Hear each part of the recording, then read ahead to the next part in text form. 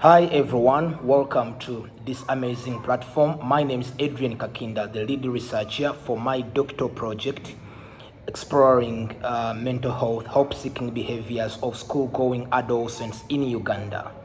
We need to understand the meaning of hope-seeking behavior. We need to understand the patterns, the barriers, and the strategies for improvement.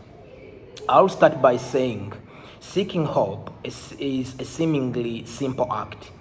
However, it's often fraught with a myriad of psychological, social, and structural obstacles that can deter individuals from reaching out for the support they desperately need. I'll tell you, seeking hope is a universal human experience, yet one that remains shrouded in complexity and at times controversy.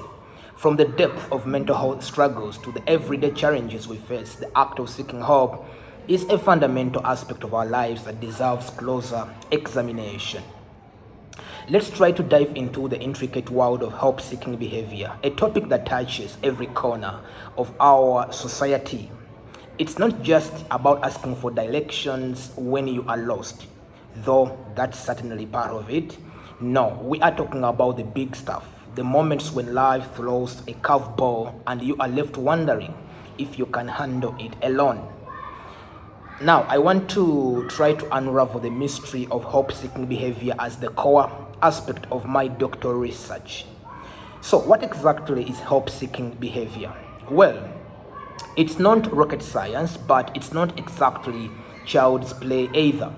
At its core, hope-seeking behaviors refers to any action taken by an individual to obtain assistance or support from others. It's the lifeline we throw out when we are drowning in problems, the source signal we send when we are lost in the wilderness of life's challenges. Now, you might be thinking, big deal, I ask for help all the time, and you are right to an extent. We engage in hope-seeking behavior more often than we realize, from searching for information online to asking a friend for advice on a tricky situation. But when it comes to more significant issues, particularly those related to mental health, healthcare, or social support, the act of seeking help becomes a whole different ballgame. The importance of hope-seeking behavior cannot be overstated. It's the bridge between struggling alone and finding resolution, between isolation and connection. Now, in the realm of mental health, it can quite literally be the difference between life and death. In healthcare, timely help seeking can lead to early diagnosis and treatment, potentially saving lives. And in social contexts, reaching out for support can strengthen relationships and build resilient communities. But here is the kicker. Help seeking isn't always straightforward. It's influenced by a cocktail of factors that can either encourage or inhibit the behavior. Personal beliefs, cultural norms, societal stigma, accessibility of resources. These are just a few ingredients in this complex mix. It's like trying to navigate a maze blindfolded while juggling flaming torches. Tricky to say the least.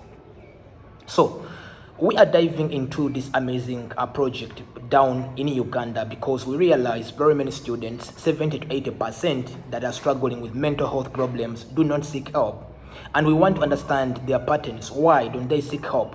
Why don't they seek formal and informal help? Yet we've realized that help seeking is quite pertinent, is quite important to very many people. You must understand that help seeking has very many faces. That's why I always say that help seeking behavior isn't a one size fits all concept. Oh no, it's more like a chameleon, changing its colors depending on the context and the individual. Let's break it down into a few key types and patterns. First up, we have formal versus informal help seeking. Formal help seeking involves reaching out to professional services or institutions. Think of therapists, doctors, or social workers. It's the buttoned up official channel of getting help. On the flip side, informal help seeking is more like chatting with your bestie over a cup of coffee. It involves turning to friends, family, or community members for support. Then there is a proactive versus reactive help seeking. Proactive help seekers are like Boy Scouts, always prepared. They seek help before a problem becomes a crisis. Reactive help seekers, well, they are more like firefighters, rushing in when the situation is already ablaze. But wait, there is more. Cultural variations in help-seeking patterns add another layer of complexity to this behavior onion. In some cultures, seeking help is seen as a sign of weakness, while in others, it's encouraged and celebrated. It's like comparing apples and oranges, both fruit, but also different. And let's not forget about gender differences in help-seeking behavior. It's not just a stereotype that men are less likely to ask for directions, though that's certainly true in my household. Research shows that men in general are less likely to seek help for physical and mental health issues. It's like they are playing a game of emotional chicken, seeing who can hold out the longest before crying uncle. There are various invisible forces shaping our help-seeking behavior. Now let's pull back the curtain and take a peek at the factors influencing help-seeking behavior. It's like a puppet show with various invisible strings pulling and pushing us in different directions. From personal factors as being the prima donnas of this show, and social and cultural factors. Then we have structural and systemic factors that act as a stage hand, and then we have psychological factors.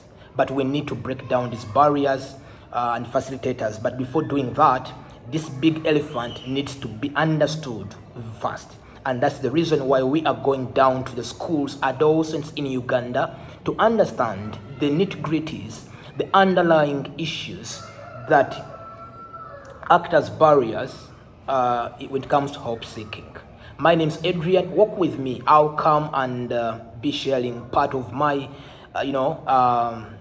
areas that I've covered, very many issues that I would have discovered with my team, and we shall continue moving along because one of our reasons as to why we are doing this study, because we want to come up with cultural sensitive solutions to help our young people in regard to mental health problems. And we realize we need to pause a bit to understand, wait a bit, we have this and this and these solutions, but how comes these young people don't seek help?